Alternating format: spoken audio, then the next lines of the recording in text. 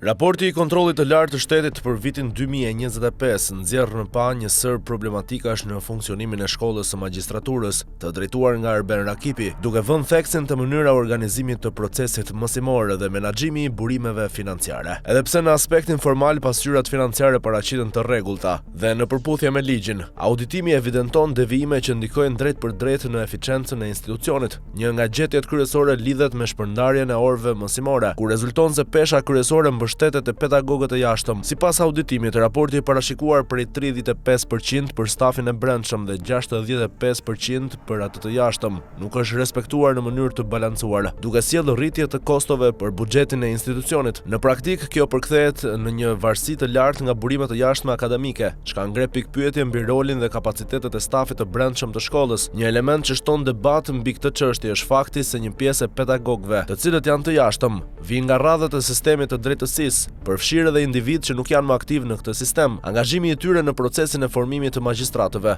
në kushtet kur nuk ushtrojnë më funksione në drejtësi, ngre pikpyetje mbi përditësimin e praktikës profesionale që ata transmetojnë dhe ndikimin në cilësinë e trajnimit. Auditimi evidenton gjithashtu se kjo mënyrë organizimi ka sjellë pasoja financiare konkrete. Devijimet në shpërndarjen e orëve kanë kontribuar në rritjen e shpenzimeve, duke e bërë procesin më pak ekonomik dhe më pak efikas. Kjo situatë shoqërohet edhe me mangësi në administrimin e orëve shtesë, ku nuk janë ndjekur plotësisht procedurat për dokumentimin dhe kompensimin e tyre. Përtej procesit mësimor, raporti evidenton dobësi edhe në funksionimin institucional të shkollës së magjistraturës. Struktura organizative nuk rezulton plotësisht në përputhje me kërkesat ligjore dhe rregullatore, ndërkohë që evidentohen vende vakante si në stafin akademik ashtu edhe në atë administrativ. Po ashtu mungesa e pasqyrimit të plotë të dhënave të personelit në sistemet elektronike tregon për probleme në menaxhimin e burimeve njerëzore. Në aspektin financiar dhe administrativ janë konstatuar mangësi në procesin e inventarizimit të aktiviteteve dhe nxjerrjen e tyre jashtë përdorimit. Probleme janë evidentuar edhe në procedurat e prokurimit publik,